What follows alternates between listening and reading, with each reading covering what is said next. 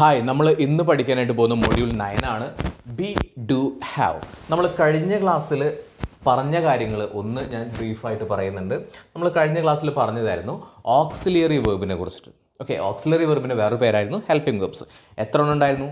24 എണ്ണം ഉണ്ടായിരുന്നു. ഏതൊക്കെയാണ് നമ്മുടെ ഹെൽപ്പിംഗ് വെർബ്സ് വരുന്നത്? ഓർഡിനറി ഓക്സിലറി ഉണ്ട്, അതുപോലെ തന്നെ മോഡൽ ഓക്സിലറി ഉണ്ട്. ഓർഡിനറി ഓക്സിലറി എത്ര എണ്ണം ഉണ്ട്? 11 എണ്ണം ഉണ്ട്. മോഡൽ ഓക്സിലറി ആണെങ്കിൽ നമുക്ക് 13 എണ്ണം ഉണ്ട്. ഓർഡിനറി ഓക്സിലറിയുടെ മീനിങ് നമ്മളൊന്ന് പഠിച്ചായിരുന്നു. ഈസ് ആകുന്നു അല്ലെങ്കിൽ വാസ് വെർ ആയിരുന്നു, ഡു ഡസ് ചെയ്യാറുണ്ട്, ഡിഡ് ചെയ്തു, ഹാസ് ഹാവ് ഉണ്ട്, ഹാഡ് ഉണ്ടായിരുന്നു. ഞാനിത് സ്പീഡായിട്ട് പറയുന്നത് നമ്മൾ കഴിഞ്ഞ ക്ലാസ്സിൽ പറഞ്ഞ കാര്യങ്ങളാണ്. ഓക്കെ, അപ്പോൾ നമ്മൾ ഇന്ന് നോക്കുന്നത് നമ്മളീ പറഞ്ഞ ഓർഡിനറി ഓക്സിലിയറിയെ എന്ത് ചെയ്തിട്ടുണ്ട്? നമ്മൾ 3 സെക്ഷനായിട്ട് ബി ഡു ഹാവ് എന്ന് പറഞ്ഞിട്ട് നമ്മളിങ്ങനെ കാറ്റഗറൈസ് ചെയ്തിട്ടുണ്ട്.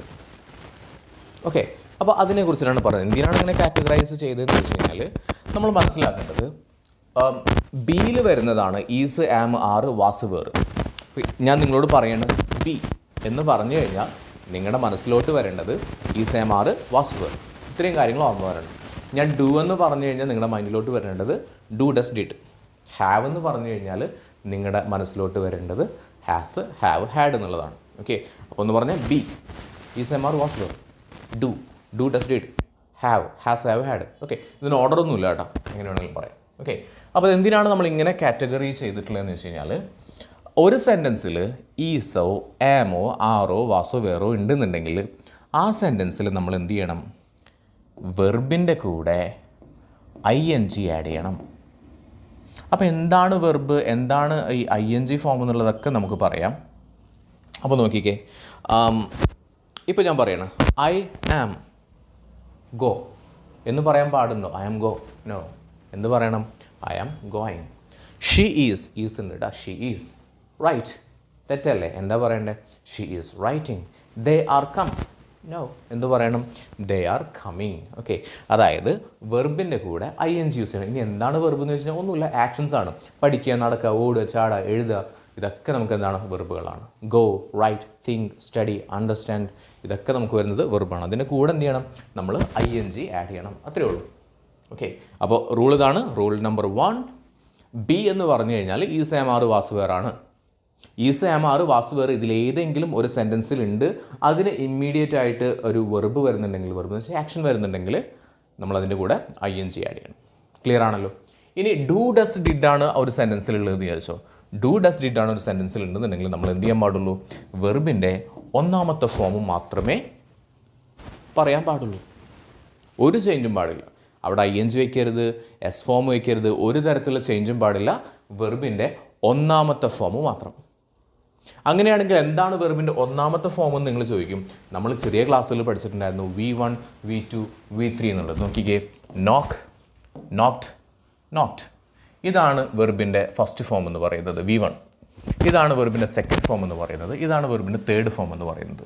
ഇപ്പോൾ ഡു, ഡസ്, ഡിഡ് ഉണ്ടെങ്കിൽ ഏതേ ഉപയോഗിക്കാൻ പാടുള്ളൂ? ഇത് മാത്രമേ ഉപയോഗിക്കാൻ പാടുള്ളൂ.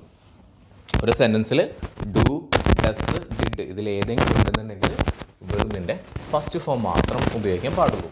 ഓക്കെ, ക്ലിയർ ആണല്ലോ? അതാണ് നമ്മളിവിടെ V1, V2, V3 എന്ന് പറഞ്ഞ് സെക്ഷൻ കൊടുത്തിട്ടുണ്ടായിരുന്നു. ഇപ്പോൾ ഡു എന്ന് പറഞ്ഞു കഴിഞ്ഞാൽ അതിലേതൊക്കെയുണ്ട്? ഡു ഉണ്ട്, ഡസ് ഉണ്ട്, അതുപോലെ തന്നെ ഡിഡ് ഉണ്ട്. ഓക്കെ, ഇതൊരു സെൻറ്റൻസിൽ വന്നു കഴിഞ്ഞാൽ എന്ത് മാത്രമേ ഉപയോഗിക്കാൻ പാടുള്ളൂ? വെർബിൻ്റെ ഒന്നാമത്തെ ഫോം മാത്രമേ ഉപയോഗിക്കാൻ പാടുള്ളൂ. കൺഫ്യൂസ്ഡ് ആവേണ്ട, സിമ്പിൾ ആയിട്ടുള്ള കാര്യമാണ്. നമ്മളിതിൻ്റെ കൂടുതൽ എക്സാമ്പിൾസ് പറയുന്നുണ്ട്. ഇനി അടുത്തത് ഹാവ് ആണ്. ഹാവിൽ വരുന്നത് ഹാസ്, ഹാവ്, ഹാഡ് ആണ്. ഇതിൻ്റെ പ്രത്യേകത എന്ന് പറഞ്ഞു കഴിഞ്ഞാൽ ഒരു സെൻറ്റൻസിൽ ഹാസ്, ഹാവ് അല്ലെങ്കിൽ ഹാഡ് ഉണ്ടെങ്കിൽ അതിന് ഇമ്മീഡിയറ്റ് ആയിട്ട് അതിനെ തൊട്ടടുത്ത് വെർബ് വരുന്നുണ്ടെങ്കിൽ വെർബിൻ്റെ ഏത് ഫോം യൂസ് ചെയ്യണം? വെർബിൻ്റെ മൂന്നാമത്തെ ഫോം യൂസ് ചെയ്യണം, V3.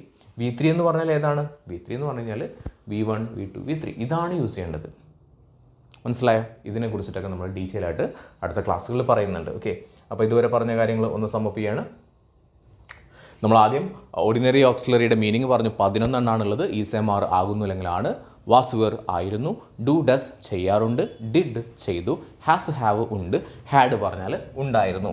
ഇതേ ഓക്സിലറിനെ തന്നെ, അതായത് ഇപ്പോൾ പറഞ്ഞ ഇതേ ഓക്സിലറിനെ തന്നെ എന്താക്കിയിട്ടുണ്ട്? നമ്മൾ നോക്കിയേ, ഈ കൊടുത്തുള്ള ഈസ്, ആം, ആർ, ഈ കൊടുത്തുള്ള ഡു, ഡസ്, ഡിഡ്, ഈ കൊടുത്തുള്ള ഹാസ്, ഹാവ്, ഹാഡിനെ നമ്മൾ സെപ്പറേറ്റ് ആയിട്ട് ഇവിടെ എഴുതി ഈ സെയിം ആർ അത് തന്നെയാണ്, പക്ഷെ അവിടെ എന്ത് ചെയ്തു ബി എന്ന ഹെഡിങ്ങിൽ കൊടുത്തു. ഡു ഡസ് ഡിഡ് അത് തന്നെയാണ്, ഡു എന്ന് പറഞ്ഞ ഹെഡിങ് കൊടുത്തു. ഇവിടെ ഹാസ് ഹാവ് ഹാഡിന് നമ്മൾ ഹാവ് എന്ന് പറയുന്ന ഹെഡിങ് കൊടുത്തു.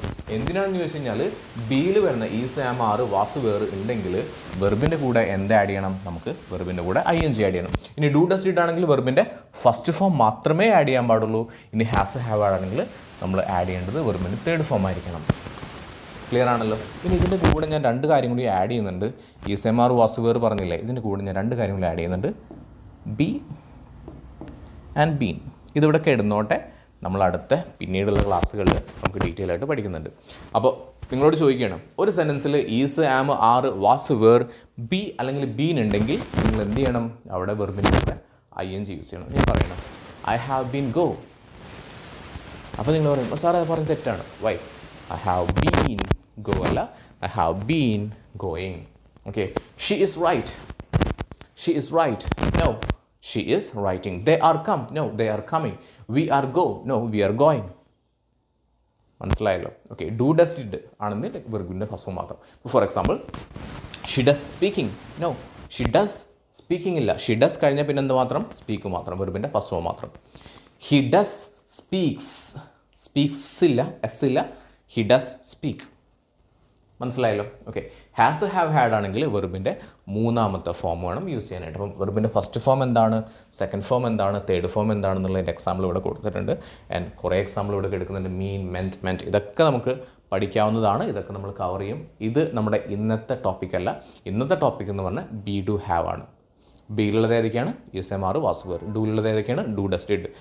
ഹാവിലുള്ളത് ഏതൊക്കെയാണ്, ഹാസ് ഹാവ് ഹാഡ്. ഓക്കെ. ബിയുടെ റൂൾ എന്താണ്, is am are was were be been വന്നു കഴിഞ്ഞാൽ വെർബിൻ്റെ കൂടെ ing. ഡൂവിൻ്റെ റൂൾ എന്താണ്, ഡു ഡസ് ഡിഡ് ഒരു സെൻറ്റൻസിൽ വന്നു കഴിഞ്ഞാൽ അതിന് ഇമ്മീഡിയറ്റ് ആയിട്ട് വെർബ് ഉണ്ടെങ്കിൽ വെർബിൻ്റെ ഫസ്റ്റ് ഫോം മാത്രം.